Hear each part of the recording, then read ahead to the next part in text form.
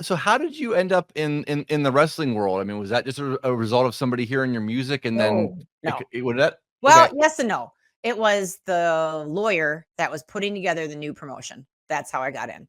It's not me like wowing everybody with no. I was who you know and who you whatever, but I'm not doing the second half. So I knew some people. So I knew the lawyer and she just basically was like, you have to book this girl. And I did do a lot of courting with the Jarretts, with Jeff and Jerry. I don't know. I always thought like I did a really good job selling myself. No, I had a really good lawyer. I was a wrestling supporter growing up, but not to the extent of like what I should have been. And I got thrown right to the wolves.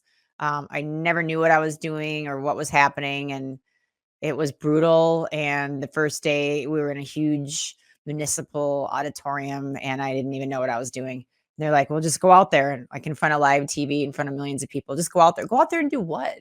So I figured out fast, very quickly. People either loved me or hated me, still do. That's fine. I'm glad that you're passionate about something. But yeah, I never knew what I was doing. You can think that you're a fan or a supporter of something until it's your turn to go out there in front of the dogs. Like it's very brutal. I'll never forget it. I literally I think I shit my pants that day. Probably did.